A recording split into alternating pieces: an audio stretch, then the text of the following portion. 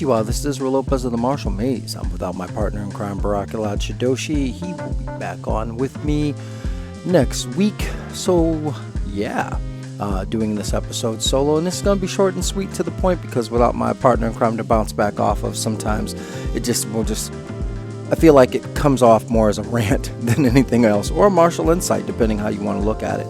So today's episode, we're going to talk about two things. First and foremost is I'm starting to see a growing disconnect from those who want to actually learn a traditional system or just a system of martial study, and folks that are qualified to actually teach that particular art or that particular thing. So recently there was a gentleman who came to train, and I was told that, he's going for his orange belt in judo. And I said, man, that's great, And so we get together and we're training. And so I said, okay, so walk me through. I said, obviously, you should know the first kyo. And he goes, I know 3 or 4 throws. And I'm going, okay, all right. Well, different federations, different things, contest schools, all this other good stuff, And I instead of saying Osotogari, he was like the big, the one where I step out to the outside. And needless to say that not only did he not have the proper terminology, and that's a pretty big deal. Judo is pretty black and white with the terminology. It's it's one of those things that's universal. No matter where you go in the world, Osotogari is Osotogari, big outside reap. Ogoshi is Ogoshi, Sewanagi. The only time that kind of gets a little weird is if you're learning Sambo, because again, the Russians, they have the exact same stuff, but then they changed it because when they were fighting the Japanese and Hitler and all that other good stuff, so they changed a lot of the names of the throws.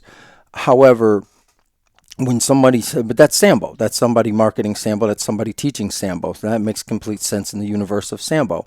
No different than Greco-Roman wrestling.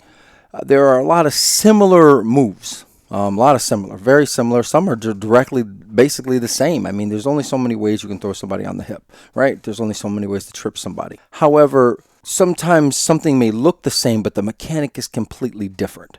And it has a different purpose in mind and all that other good stuff. And that's just as important. But going back to the terminology. So here's this poor person who's thinking the whole time, and it wasn't even just the terminology. So the terminology thing was the start of it. The individual didn't really have full working knowledge of the first kyo. All right. The first kyo is the first set of 8 throws, and again, whether you're a contest school or not, when you're training somebody from day one, the technical ability matters because you have to have something to break, you have something to build from. It's like a foundation, like in a house, right? And if you don't give a student a good enough or a strong foundation, when it comes to anything else, they're going to falter. They're going to fail. And you can't make the excuse, well, you were fighting a world-class judoka, or you were fighting this person, or and start making the excuses and moving the goalposts because you as the instructor either didn't have the knowledge or you didn't pass on that, well, you need to learn these technical things, and you didn't put that in the forefront. Now, again, I've seen this more so in the realm of Brazilian Jiu-Jitsu, and sometimes, look, a lot of you guys out there, you got to swallow your pride, some of you coaches and professors out there, and go take a damn judo class. Learn the throws. You know what I'm saying? You don't have to learn all 40, but learn the throws that you're actually teaching and get them from somebody who's certified to teach you this. And not just, I get it, there are some folks that can learn from watching, there's some folks that can learn from reading. And a combination of, but there's still a reason that you kind of need the hands-on. You know what I'm saying? Again, it's like somebody trying to teach themselves Brazilian Jiu-Jitsu. I mean, at some point you have to pressure test it. You have to, you can work with the dummy at home. You can watch the YouTube videos. But even when you walk in, the first thing a professor will say to you is, yeah, that's nice you learned this, but see, you didn't learn this part correctly. You didn't learn that correctly. So now all of this stuff that you're going to try to do isn't going to work on this person at your skill level or at that person at a better skill level. So you need things to build from. Then they're building blocks, and you need them. And it's just not with the individual. The individual just sparked me to want to do an episode about it. But this is a growing thing. So you're watching reels. I'm a huge fan of reels, if you don't know that, and you're seeing in the reels a lot of this. A guy calling it Tayatoshi, but it's no way in hell Tayatoshi. Or another one I saw is, and this one is a pet peeve of mine. When someone takes, there are throws in Okinawan karate. There are throws in karate, but they're not throws in the way we see them in a sport like judo. Okay, and when I watch somebody do something like Hinan or Pinan 3, and then add in what's supposed to be an Osoro Tosh, and try to make it work the way it does in Osoro Tosh and claim it's Osoro Tosh, I would say to that person, you don't really have working knowledge of Osoro Tosh and how it actually works. If you didn't learn kata two-man, you should be learning it two-man first, then the dance second. If you learn the kata without the bunkai, all you did is learn how to do a fancy dance. All right, you need the bunkai, and the bunkai will make it all relevant to you, which is why kata traditionally was taught two-man, not single-man. And that way, so that you understood the information that's being put forth. But again, I'm not going to go off on a karate tangent, not just yet. And again, there are some folks that are going to agree with my statement, but, and some folks that are going to say, oh, no, but that's not the way my sensei did it, and it goes back to like certifications and qualifications and researching. Just not being a mindless drone, who just needs to be spoon-fed. Some of this stuff, being a martial artist means, or a martial scientist, I like to use martial scientist, means you should be studying this stuff, not just getting it spoon-fed to you and just accepting it as is, right? Because that's how you get gafted. That's how, folks who aren't really qualified or certified get by. They get by on your ignorance, and not ignorance in the bad term, but just ignorance as you just don't know any better. And they use this and they feed off this, and they don't get better because no one walked up and corrected it. No one said, yeah, that's, you're doing this, but it's not going to work. And even in your space right here, it's not going to work. And then the guy tries to blast through and it doesn't work anyway. And, especially with throws. I can't say this enough. And the blueprint's there. There's 3 parts to a throw. All right. We're not talking about the beginning stuff. I know some folks out there might say, no, I see there's actually 5 parts, the ma'ai and riai. You're forgetting both those. That's the distance and timing. We're not going to count that. We're going to move that on the outside. But we're going, because that's a whole nother level of understanding. But understanding that is just as important, especially if you're doing judo in real time. You should understand distance and timing. All right. Both those things are very important. And you typically learn those things during randori, if you're randoring properly, not shiang, but actually randoring. Or even if you're doing drills with movement. If moving uchikomi is the best to teach you that distance and timing. You can always tell folk that struggle in that department or have done it static for so long because they typically struggle with movement. And then vice versa, when you can see somebody who's always done it with movement and they almost have to do that weird wind up, when they come in. I'm famous for it myself because I've just not used to doing it static anymore. It's typically judo's done with movement. But so back to 3 points or 3 parts: kazushi, sakuri, and kake. All right. And kazushi being your off balancing, the sakuri is your fit in, and the kake is to complete or to finish that particular throw, that technique, right? And if you don't understand how to get kazushi or how to make kazushi happen, you're missing a big part of it, okay?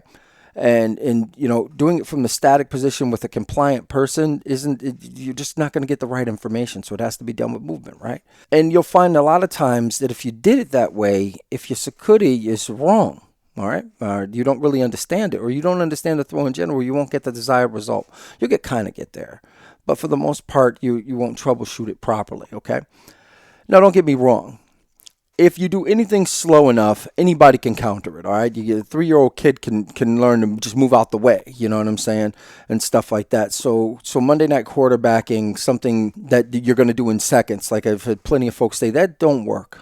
Or the keyboard warrior, that doesn't work. But I've had people in real time say to me, well, that's not going to work. And I say, okay, either I can articulate or show you, right? And I show them. And then they move the goalposts. Well, you've been doing it for 20, 30 years. All right. So that's why. That's why it works. And I'm like, no. The information is sound. I give them the information and explain it to them, the breakdown, and then they can do it. And they're able to pass it on. I was telling a funny story to one of the individuals that I work with. And I was talking about how we had a gentleman once who came in who... And I've heard this in the past, too. There was a seminar, a guy was doing this, too. But this happened to me in real time, where a guy was trying to teach Ogoshi, but he was doing Surigoshi the whole time. And when all the other black belts said that, well, that's Tsurugoshi. That's not Ogoshi. He said, well, this is my way of doing Ogoshi. And it was, no, no, no, no, no. And we got into the whole particulars of why one is different from the other. And they're very different. Even though they look very much the same, they rely on the same information. But one's more useful in this, it's almost like, I liken it to different kinds of screwdrivers, right? I go back to a tool kind of analogy here. Like you have different kind of screwdrivers, even though they all have the same function, right? They all designed to put in some kind of screw, but now you have a hex head, you have a flat head, and you have a Phillips head. And each one is designed to be utilized to a different screw, but ultimately they all have the same purpose, to screw something in. Well, ultimately the hip throws all have the same purpose. To throw you, it's a koshiwaza, and it's going to throw you on my hip and pull you over. Now, there are different ways to get there by situation. Ogoshi typically works best, or actually most people do ukigoshi, not ogoshi, or works best in kind of a clash. When somebody kind of comes in, and wrestling has a very same version of this, a hip in, and they work. And it works. It's battle tested over and over again. Even in real life, they work. This kind of thing works. And, and in street combatives, you see it often. Tsurugoshi is the same way. It works. It works 5 million ways a Sunday. I prefer it over Ogoshi. But Ogoshi, the mechanic is very different. Where my Tsurugoshi, I've ran into it and I just like it. It's just more secure. And for those, the English name, or the way we put it in English, is Tsurugoshi is a stump pull. All right, it's almost like you're pulling a stump up from the ground, and you seal it with your arm, and your arm has a role to play when you're doing a Tsurugoshi. And you could either go over, which is more considered it's similar to Georgian grip. I always say Georgian is typically to the same side of the body for the judoka out there that know what I'm talking about. But it's when I reach over your shoulder. I normally pull you down and slide my shoulder. Those that take BJJ, you might understand that if I can see your back, I can take your back. Well, it's the same thing with my grips. If I can see your back, I can get back grip, and you know what I'm saying, and stuff like that. And it's just not going to be a good day for you. Now, would I use Tsurugoshi in a real fight? Yeah, if a person starts to grapple, or I've closed the distance where he can't hit me, or they're reaching for a weapon right away. You know what I'm saying? I close the distance, boom, and get it off. Again, I utilize my throws as fight enders. So we ki-eye and we do all that stuff because my throw is my fight ender, like that real good strike, right? And it's like Askins likes to say, and I like quoting him a lot because he makes a lot more sense than most out there. Your first action or combinations of actions to be able to neutralize your perceived threat, or basically take away the person's ability to continue to fight. And if you're doing something that doesn't answer that, then you need to throw it away. All right, I'll be the first to tell you that. However, if we're thinking of sport, it's similar, right? It's not that much different. My first actions or combinations of should be able to get me the score, the win, right? And so you kind of keep those things in mind. They are interchangeable. Going back to why I really wanted to do this episode, it just really bothered me so much in that disconnects out there. Most judo clubs don't cost a lot of money. There are plenty of black belts out there that have nothing to do in their day, and they don't mind passing on that knowledge, or even going training and take it out and trade. Now, for you judoka out there, because again, this person, the straw that broke the camel's back, he's training with a judoka. And if this judoka, and like I said, we try not to call out names, this, that, and the third. You know who you are, especially if you listen to the show. You know exactly who you are and who I'm talking to, because I'm talking to you. You're doing this guy or any person a disservice when you're not giving them the proper names of the throw and you're not walking them through the proper process, because you learned that proper process. We all did. Even if you're in a contest school, you still learn the process. You still learn the basic foundation of why these techniques work and how to use them. And you should be passing on that knowledge. It doesn't matter if it's a BJJ school and they do it, or they teach things a little differently. If you're teaching, you got this guy walking around and he goes to, remember, judo is universal, and this person walks into another judo school and he doesn't know the mechanic of Osotogari, let alone the Japanese name Osotogari. He doesn't have to be able to count in Japanese. He doesn't have to be able to talk in Japanese and all that other good stuff. But he should know the names of the throws. He should know what hajime and mate is, and all that other good stuff, especially if you're competing and you're thinking about this, because this person's going to want to go into competition. The whole reason why this person became fascinated and enamored with judo is because you're at his BJJ school throwing the hell out of everybody and getting it done.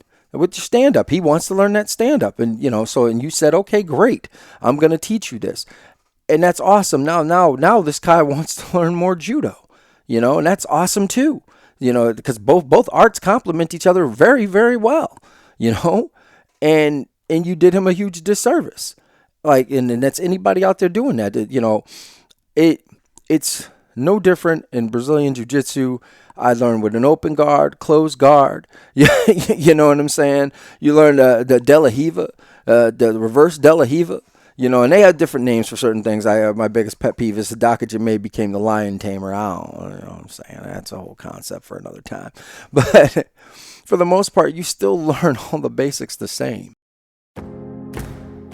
Konnichiwa. I'm Israel Lopez Sensei of the Martial Maze. Right now, you might be asking yourself, what is the Martial Maze? Well, I'm here to tell you.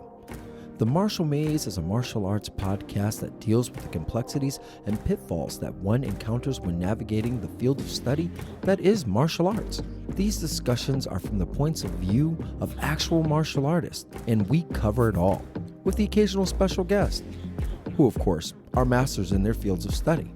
From the president of the United States Judo Association to karate and kung fu royalty. Myself and Barak Yalad Shidoshi have over 40 plus years of martial experience. So please join us as we make our way through the Martial Maze. New episodes drop weekly, wherever you listen to your favorite podcast.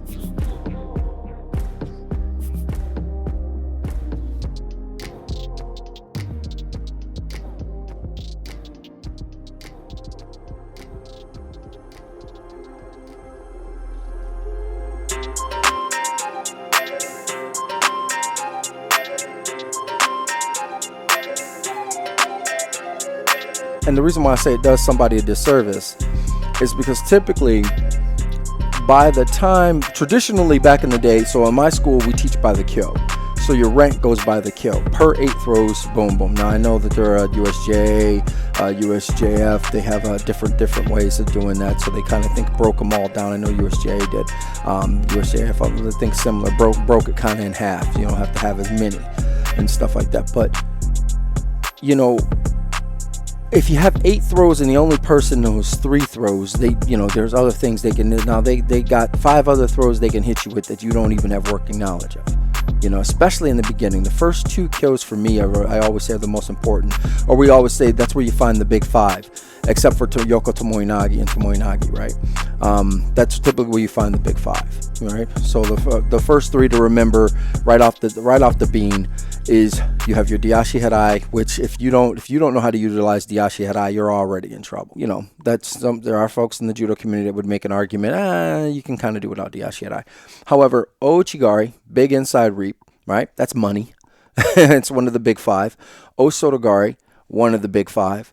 And Ippon Sewanagi or Sewanagi. All right, so you got 3 in the first kyo right away. They're the big part of the big 5.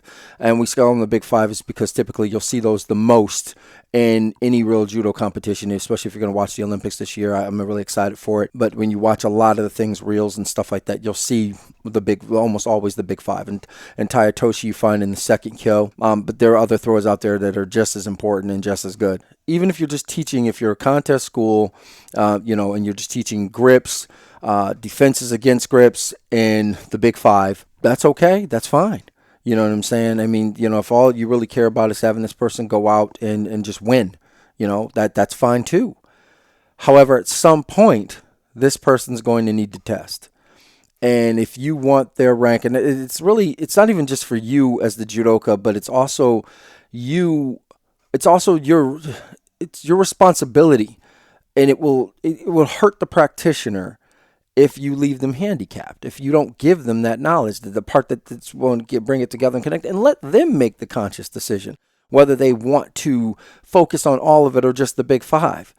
But it's a responsibility when you take on the mantle as teacher that you want to give them all the knowledge, not just a handful, just a smidgen. Because now this kid, or just anybody in general, but I'm going to use this kid as the example, is walks into another place and says, hey, yeah, I know judo. Or at least I know the first kyo. And again, I see somebody with an orange belt on. I'm thinking they definitely know the first kyo. Yeah, you're right. They know the first set. It's no different. You see somebody with a green belt on, they know the first set. Or even if you see somebody in Brazilian Jiu-Jitsu and they're a white belt with a whole lot of stripes, or in this particular case, I would say a white belt, whole lot of stripes, orange belt. You figure they know something. They should know what a knee mount is.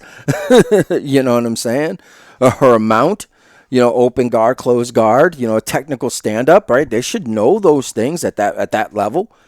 And if they didn't, you kind of, you just paying money every month? What's happening with you? What's going on in your world? And I guess this person's walking around, well, I train here. And it's not a good look. That's all I'm saying there. And you do better, especially in the world. And folks that are a fan of the show know I'm a judoka through and through. I kind of take it a little more personally, than some of the other arts. If you were doing Okinawan martial art wrong, even though I hold a 6 in it, I might not be as, never mind, let me walk that one backwards. I'm probably still going to have a problem. Yeah, I'm going to have a problem. Which comes to the next part of this. I told you this is short and sweet today. Short and sweet. Because again, without Barak Yalad Shidoshi, it's just sounds like I'm just ranting the whole time. Well, I think I'm always ranting the whole time. But we're trying to be better, trying to help you get better, especially if you're a fan of the show, especially if you're new to the show. You're here for a reason. You're listening for a reason. And we want to throw some nuggets of knowledge. Maybe you know this stuff, or maybe you just need to remember it. Because sometimes, we've been doing something for so long, we forget. And I think that's another. We forget in the martial community what it was like when we began. When we walked in and we were just green. We didn't know nothing, right? We were fish, right? That's a better way of saying it. When we walked in, we were fish. We were getting caught. How many of you out there got caught with that diashi head like left and right? You couldn't walk 2 steps without hitting the ground. Or, you thought, or when you were on your back for the first time and had somebody on top of you and you were panicking, right? Or when you the first time you walked into that side kick or that back fist reverse punch, you know what I'm saying, and stuff like that. Yeah, man. Oh, those Kempo days back in the day, that back fist reverse punch, Yuriken Seekin Suki. But the point I'm making is we forget what it was like to be that green, especially when we've been doing it a long time, and we skip. There are things that one of my students always points out to me that I do without thinking about it because I've been doing the technique for so long. I just don't realize I'm doing it, and stuff like that. Like a lot of times they say, follow the head. Well, actually, I would tell you, follow the shoulders, because that's normally, I'm looking directly at you, but my shoulders are going another way, and there it is. And that's how I get you. You know what I'm saying? So I tell you, look at the shoulders, don't follow my head. And because we forget what it was like to be a beginner, we leave knowledge out. And we think that's going to be okay. And in some cases, look, we've gotten better. We learned certain kinds of training is more effective than others, especially the older you get. As an old boy doing judo, and I'm not really an old boy, but, when you're over 30 and you're getting closer to 50, you're considered closer to being an old boy. And, just road work sucks. Well, my knees hurt, hip hurts. Even at my fittest, I hated road work. But we know if you're a young guy, road work's going to work great for you. But there are other things that we found in judo. More hit cardio works a lot better, than just standard endurance training and stuff like this. So like I said, there's innovations and things that we know better, which brings me into the next part here. A big thing that's been coming across and why folks have been leaving martial arts schools, like the regular traditional martial arts schools, by the droves, is you folks are trying to market 2 different things. You're trying to market sport and you're trying to market real life self-protection, self-defense. And you try to jumble them all in, and I got to tell you, it's coming more across as bullshit. It doesn't work. Like you got to pick one or the other, y'all. And I'm going to explain why. Case in point, in the case of Kempo Karate. because you see this a lot. We all know point fighting ain't real fighting. You're not. But because Kempo really isn't supposed to be a sport, but you needed something, you have it in there and you market it. You market it, right? The kids getting trophies, adults, and you got a lot of folk walking around with a false sense of security, a false sense of protection, because they're valuing the sport version. So if you're teaching more of the sport version of that, which is fine, but it makes it really hard to market the self-defense, self-protection side, right? For those that decide that they want to stand there and do 5 million punches while a person stands there in one position, we understand in the martial community, anybody who's ever trained a long time, that these are just different avenues, different representations, this, that, and the third. But what did I just say in the beginning? If your first action or combinations of do not neutralize the perceived threat or take away their will to fight or just end the fight ending all the way around, abandon it because it is trash. It is no good, does not have a place. If your first hit, right, you block the punch, boom, and then you're punching to the ribs, right? And you're saying, well, this is going to break his ribs, this punch right here from that angle, that end. And I say, okay, all right, that's great. Can you break ribs normally? Can you do this normally? Can you do this action? Not everybody can. Not everybody has the ability or power to do that. I mean, yes, you can learn the mechanic to break a rib. You can learn all that stuff, but you still got to train to do it, right? And if you're not training to do it, well, then that punch isn't going to break his ribs. And more importantly, when you blocked and struck, no one has the hand. It retracts. When you block that strike and you don't have control of that arm, the person's going to retract. That's a natural thing. You bring it out, you get burned by the fire, you pull your hands back, right? So he's going to pull his arm back, or she's going to pull her arm back. In most cases, even the average street fighter turns and faces, right? So some of that stuff, it does not work. It's not going to work. Not the way you're thinking it is. And I get it. Where the person who probably taught that, it worked for them. They understood. And they could break ribs on that first hit. Now, there's also little things like adrenaline and stuff like that. And pain compliance when you're calm is very different than pain compliance when your body is in that's the word I'm looking for. When your adrenaline's pumping and your body's already naturally protecting itself, right? The anxiety is there, all of that stuff. And when you get the anxiety like that, that's your body's natural way of protecting itself, right? So it's you're getting a lot of that the chemical boost where your muscles perform way faster, way better than they ever did before, and you can do certain things that you just couldn't do before because now you're at that heightened level of threat. It's just a body's natural chemical response to threat, right? So all of that is happening in real time, and you're trying to do these techniques that just. And that's why I think that's a lot of times where folk, when they make comments, even some of the keyboard warriors, I think if you've never been in a fight, you need to stop doing that. But if you have, that's a lot of times where somebody will say, that's not going to work. That's ineffective. All right? That's ineffective. And it doesn't matter if that's just my opinion. It matters because people are leaving your school in droves, and they're telling folk that you're no good, you're garbage, you're trash. And that's something that you, as the karate or the kempo guy or any of that, you got to deal with that, whether you like it or not. You still got to deal with that. You're losing people, and even when you post reels and stuff like that, people are looking at that. And again, going back to the fish thing, going back to somebody who's green in the beginning, if I'm picking a martial arts school, I want something that's going to be effective, right? And so I look at the comments on the reels, and I'm looking at the technique, and I say to myself, would this work on me? Right? And of course, we, a lot of instructors out there, and I know there's some folks listening to this right now that are getting in their feelings and thinking, well, look, if somebody came in and tried to challenge me, like I would boom, yeah, you'd hurt them, you'd beat them up, and you'd use your 20, 30 plus years of expertise to beat somebody who's green in a fish, right? And you want to scare them into thinking what you're doing is 100% legit, right? I say this all the time to folk. I don't look at you as, because there are plenty of people that know how to fight. I know some amazing guys out there in the world that can just kick ass, but their students can't, right? Their students can. We know there's some out there in the combative community right now. There's some out there, in other martial systems that you know what I'm talking about. And if you listen to this, some of you folks right now shaking your head, and you're in your car, and wherever you listen to this podcast, and you're probably going, he's right. He's right.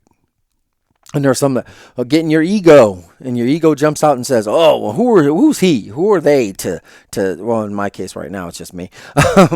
Who's he to say this, that, and the third, right? And I'm going, well, look, proof's in the pudding. Put a reel out. Put a reel out. Look at the comments, right? Put a reel out of you doing some of that ridiculous stuff, and look at the comments. Or you're doing something that you can do. You can do it very well. There's a Sambo guy who's pretty amazing that did this technique on me that, oh my God, he did it with his thumbs. Flip my body around. And it works for him because he's been doing it 5 million years, and it works for him. But if his students was trying the very same thing, it would not work. So you walk it back. Is it him? Is he the exception to the rule? And if he is, the exception does not make the rule. Not all the time. It just doesn't. So it's like saying, well, there are some people that can fight at that level, and but we're talking about the majority, not the minority. You know what I'm saying? If only a minority of folk can do a certain thing, then it really isn't going to be a good fit for everybody else and stuff like that. And you shouldn't point to that one example. But again, like I said, if you're in your feelings right now about what I'm saying, put a reel out there. I'm talking to you coaches and you martial arts instructors out there. Put a reel out there, you doing your thing. And look at the comments. Don't erase them. Just look at the comments. And yeah, we're going to say, well, there's the keyboard warrior. There's the person who's just, but that's that green person who may walk into your school, right? Who's walking to some other place. Now, the thing I'm making about that, the point I'm making with that being said, is there was a thing that it came across my feed. It comes across often. It must be the algae that's doing that to me. But it's how to get more students. There's that guy, that person who works with Matt LaRoyal, BJJ, and I get his reels a lot too because like I said, I moonlight between Brazilian Jiu-Jitsu and Judo, so I see a lot of stuff on the ether. And this person is doing a thing. You see the reel, and then the very next thing, they're marketing how to get more students. And I would tell you that that's an easier fit with Brazilian Jiu-Jitsu, including Judo as well. Judo is a little hard because the falling thing kind of throws people for a loop, and especially if you're older and stuff like that. But older gyms, we all use crash pads because, again, no one's got time to be doing nagikomi and not being able to walk for 3 days. But I would tell you like something like I'm going to use Brazilian Jiu-Jitsu because it is a big thing. It is doing its thing right now. Student retention's a little easier there if you open a warm, welcome, and nurturing environment where you don't have the stigma of the only person that can go to the professor to work out with the professor is a brown belt or higher. You know what I'm saying? And stuff like that's always a bad look. It really is. I've been to a whole host of different clubs and gyms where that the ones that I've seen where they have a lot of really good student retention. And I'm talking, I walk in and they got a handful of white belts, but they got blue belts, they got purple belts, they got brown belts, and they got black belts. Then everybody's there just having a good time. Bob Marley for everybody. And it's a good, welcoming, nurturing environment where you come in, you're built like a brick shit house, and the first thing somebody says to you is, "You want to check your ego at the door?" And they understand, hey man, listen, you're gonna feel a need to spaz out or try to muscle it up and all that other good stuff.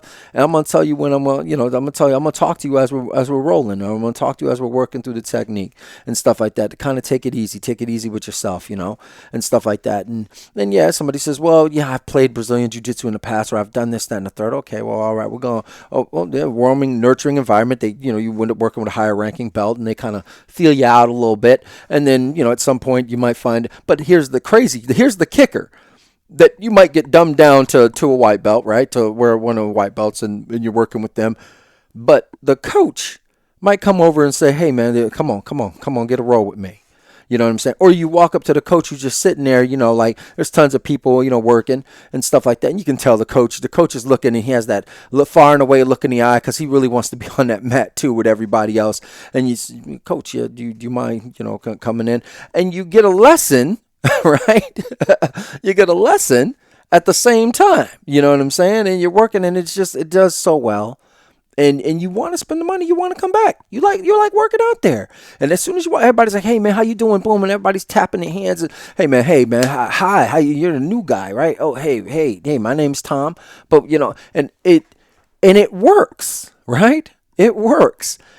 And so the warm, welcoming, nurturing environment, along with this shit, is battle tested. It works. And especially if you got a good professor that explains, look, this is what you're going to do if you're catching. Case in point, one of the one of the BJJ coaches down here in South Carolina, the head BJJ coach, he was talking about how to grab that triangle, right? And he was talking about, hey, look, if you cut the angle and you're here, and he was showing how you're close to the other guy's fist, and the other guy's just gonna start punching you in the head. So he says, here's a better way of catching this for the street. Here is the street version of this. Here is this, and that's if you find yourself there. You find yourself in that bottom position, and you're gonna catch. And he's very realistic. You know what I'm saying? He has a very, very real personality about, hey, this is gonna work in this realm. This is gonna work in this realm. And you should know both. Both are interchangeable and stuff like that. You should be working non-gi grip almost all the time because it's just going to be better for you when you go gi-less.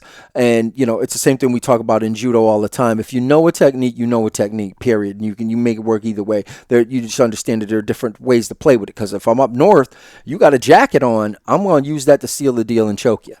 You know what I'm saying? It's one of them things. And I like that. It's very down to earth. And it's good marketing. Judo, similar kind of marketing, welcoming, nurturing environment, and it should be. All right, now don't get me wrong. Like with Brazilian Jiu-Jitsu, there are a handful of gyms out there that just, with the heavy eye roll, I'm gonna say, idiots. Or they're just doing themselves a huge disservice, and you can almost always tell because they have really no high-ranking belts are there. They almost always have nothing but white belts, and they have a couple enforcers there and stuff like that, just in case somebody comes in. And that's the point, is just in case somebody comes in and challenges us. That's just the wrong mindset to have, and they typically fizzle out. And they disappear, or they move over somewhere else, or somebody else leaves their gym and goes somewhere else. It's just horrible. I'm sorry, that no one's explained that to them. If having more people having people that are better than you in your JoJo, in your school, in your gym, make you better. It's a Jutekure kind of moment, and maybe that's why they're missing that part. The Gracies clearly understood that, and other BJJ coaches understand that. I don't know some of these guys, it misses them, it eludes them, that mindset. So it's not perfect, not a perfect world, or not a perfect sauce anyway. And it's the same thing with judo. You got some guys that are just so hardcore, they're so arrogant that I'm not going to work with that guy, or I'm not going to, you know what I'm saying, and stuff. And it does a disservice, and you end up with a bad taste, and then people talk. At some point, we all get around. Especially somebody travels and says, you know what? I know that guy, and he sucked. And no, man, what are you talking about? This guy's world-class competitor, tons of medals, this, that, and that. Yeah, but when I walked into the gym, when I finally got in, they treated me like, I was like, they didn't even want me to come here, and then, there it is, and word gets out there, especially now more than ever, because word travels so fast, right? You don't want to do that. It's just silliness. Going into karate, it's a similar thing. I'm going to say karate here in America anyway.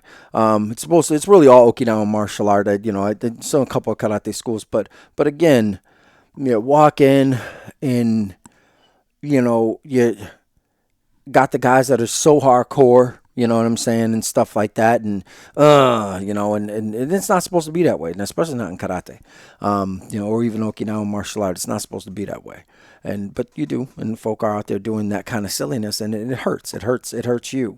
Now, because I kind of went off on a tangent, deciding what you want to be, all right, and just staying in your lane. That's okay. If you're a school that just does self-protection, self-defense, and what I'm referring to is, that's why I always try to say Okinawa te and not karate, because karate was designed to be a sport. That's not my opinion. You research that shit. You Google it. You know what I'm saying? They took Okinawan martial systems and they made it into a sport version of it. That's why the stances got longer. Your body stands more erect. They took a lot of the combative element out and made it so it was just healthier. It became a do, a way, right? And stuff like that. Karate do. You know what I'm saying? And Barak Yalad Shidoshi, if he was here, he'd be punctuating that because that they did. They changed it to make it into a sport where you care more about other things. Other attributes became the major, and then the combatives really became the minor and stuff like that. So it's still there. It's like Tai Chi. The combatives is still there, but it's so far away or so removed. To bring it back to the combatives changes it, will almost change its look completely. You know what I'm saying? And stuff like that. Because you're no longer punctuating the things that were supposed to be taught in combatives, right? You're punctuating the health, the breath, and all these other things, and being one with the universe, and and all that other good stuff, which is okay. But that's understanding that that's the sport, right? That's a sport element. And in real life, look, two men with their fisticuffs up, there's a war of attrition, right? It's not going to work out. You know what I'm saying? Now it's who's the better fighter. It's something when we say about grips, right? If we got a 50-50 grip, it becomes who has better judo at that point. But if it's a 70-30 grip or an 80-20 grip, no, it means my judo is going to rock your world. That's it. I'm going to hit you with the earth. Maybe fold you with your clothes in your clothes, right? If we go to Newaza on that one and stuff like that. But that's it. The object is to answer that first rule, and it's found in every art that goes back to its combative element. The combative element is to neutralize the perceived threat by any means necessary, right? And get there, not take all day, not take 5 minutes, not 3 minutes, not 2 minutes. We're talking about seconds. And if that is what you're doing, and for those that are out there, and the claim, you're making that claim that, well, that's what we do. That's how we do it. Put a reel out there with you doing that. And that may boost. Look, I see that. Where, that first action, I wasn't doing anything else after that. Okay, I'm going to have to go see that guy. I'm going to have to go train with that guy. Oh man, that was uncontested. How did he get there? Oh man, that will drive more students. More people want to come in because that's what people want, right? But one of the number one things folks go to a dojo for is they want better self-protection, better self-defense, right? And those two things are very different. We talk about it on the show. I can't say it enough. I'm a huge advocate. People use them interchangeably because, again, like in the martial community, folks do not spend enough time meditating and really looking at understanding that the English language, articulation is almost everything. And context is a huge, if not the most important thing. If self-defense self-protection is living your life in such a way where violence misses you, right? Or just making just really good decisions, right? I'm not going to heel stomp a guy after he's down because I'll end up in jail. That's not good self-protection because now I'm in jail. And I got a whole lot of other problems. You know what I'm saying? And self-defense is your intervention, right? That's where the technique comes in, and your intervention should be pragmatic. Short, probably I'm really saying the same thing twice, but I'm just going to say pragmatic, and then for those that don't know or don't feel a failure to look up that word, short and sweet and to the point, right? Don't take all day. I want my threat out of the way within seconds, let alone, no, not a minute, but seconds, okay? And that's where we should be. And with that, I yield back the remainder of my time to the distinguished gentleman in South Dakota. Also, ladies and gentlemen, those who are planning on attending the third annual Mays Awards will be happening at the Elks Lodge, Ludlow, Massachusetts, October 19th. All right. Tickets are already on sale. www.marshallmays.com, all lowercase. Master Ken will be leading the ceremonies that evening. He will be emceeing the night. That guy, if you don't know who he is, you need to, Meridote, you need to watch that because he's bananas, right? A lot of spoofing and stuff like that, but it's going to be a great time. To the nominees, folks that were nominated, man, congratulations. Again, you were nominated by your peers, which makes it more awesome than anything else. And that night we find out who the winners are, you know what I'm saying, and stuff like that. So it's gonna be crazy. So once again, here's the lineup so far. These folks were nominated by their peers, and we're super proud. We're super happy. So certificate of nomination, for those that we had their mailing address, they got it. They were mailed out, and you should be getting this little like certificate that just tells you were nominated, which is freaking awesome. But so if you haven't been to the page, this is kind of what it looks like right now. So the Lifetime Achievement Award is Jason Morris Sensei. So like I said, he's a phenomenal man, and that's the biggest award of the evening. So it's Jason Morris Sensei. Miki Takamori Sensei, she's the Martial Arts Living Legend Award. Like I said, she's judo royalty, comes from the Takamoris, and they're just amazing. There's a whole bio about her along with Jason online, so you definitely want to check that out. Those are the only two I can announce right now because the only two we know of 100%. Everything else is still up in the air. So here's how this one works. Just because you were nominated doesn't mean you're going to win. It just means you were nominated. How that works is you were nominated by your peers, and the board decides who's getting the award. We at the Marshall Maze don't have a say. So we want to keep that process really pure, and we use the diverse group of individuals from different martial arts systems. And what we did is we gave them criteria. We made it so that user friendly, so folks that we didn't add too much into it. Well, this is what that is, or that's what it is. But it gives you working knowledge of what the basic criteria was. Excellence in service to the martial arts community. Hanchi Gregory Duncan, he was nominated, which is awesome. We have Grandmaster Paul Johnson. We have Luis Soto Sensei, Cedro Abdul Multi-Kabir, Master Eric Cruz. We have Lady Sensei Gary Chisholm. So that award is for the Martial Pioneers Award. So Lady Sensei was nominated for the Martial Pioneers Award for 2024. Along with her in the very same category, Diane Wallendershian, Professor Zahelia Anderson, Rick Holton Sensei. So that's that category, all right? So that's the Pioneers of martial arts.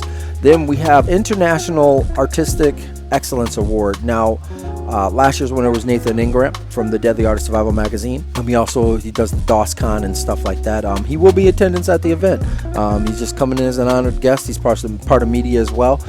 So we're grateful to them. The Deadly Art of Survival magazine, I think, if I'm not mistaken, is still the #1 martial arts magazine in America, if not the world, according to Amazon. So y'all need to check that out. If you're not a subscriber, you should be. Yeah, so we're really happy to have them guys, coming in and doing their thing at our event. So we're very, very fortunate, very fortunate. This particular award, the International Excellence Award, is geared around those that do just that.